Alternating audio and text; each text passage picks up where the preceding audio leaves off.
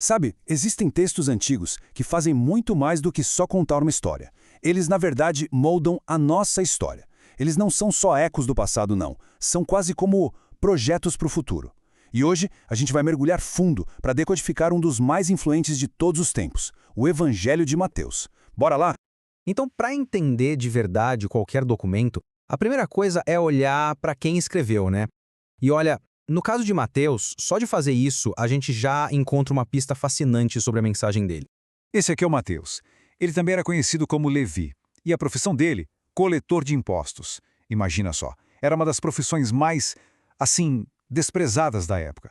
Mas a grande virada, o detalhe que muda tudo, está no nome dele, dádiva de Deus. É uma ironia, né? Perfeita, né? Para o cara que dedicou a vida para registrar o que ele acreditava ser a maior dádiva de todas para a humanidade.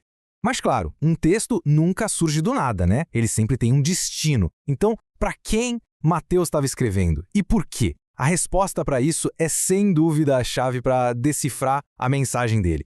E olha, não é um bilhetinho não, são 28 capítulos. É bastante coisa. Pensa nisso menos como uma carta e muito mais como uma sinfonia, sabe? Onde cada parte foi pensada, composta nos mínimos detalhes para construir um argumento central. Muito, muito poderoso. E aqui está o pulo do gato. O público dele não era todo igual, de jeito nenhum. Era uma mistura de judeus, que tinham toda aquela bagagem de tradições e profecias, com não-judeus, os chamados gentios, que, bem, não tinham nada desse contexto. Então pensa no desafio do Mateus. Ele precisava construir uma ponte, criar uma história que conversasse com esses dois mundos ao mesmo tempo.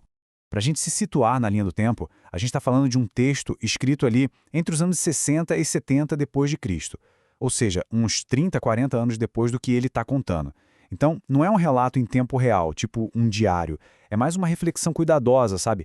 Escrita num momento em que as primeiras comunidades cristãs estavam, bem, se entendendo, consolidando suas crenças e sua identidade.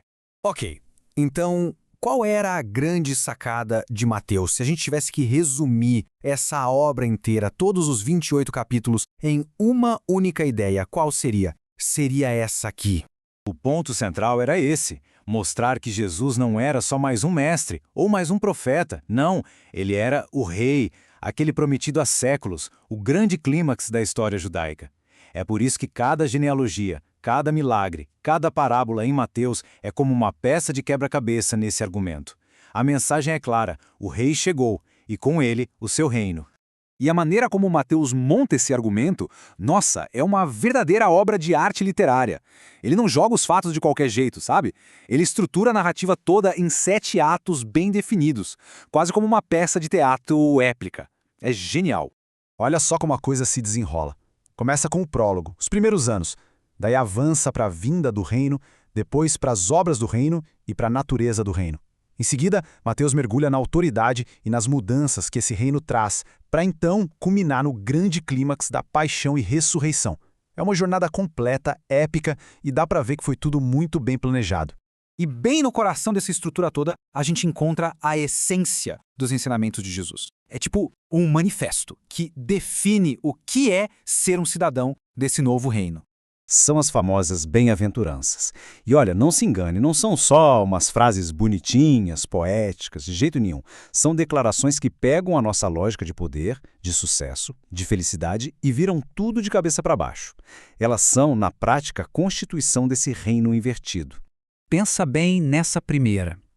A gente vive num mundo que bate palma para a autoconfiança, para a força, né? E aí vem o texto e diz que a bênção é para quem reconhece a própria necessidade, a sua pobreza de espírito. É ou não é uma inversão completa de valores? Ou essa aqui que deixa bem claro um princípio central do reino. Compaixão gera compaixão.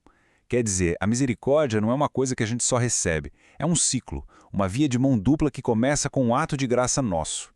E por último, olha a sutileza dessa aqui. O texto não diz bem-aventurados os que gostam da paz, ou algo assim. Diz os pacificadores. A bênção é para quem age, para quem se envolve ativamente para construir pontes, para trabalhar pela reconciliação.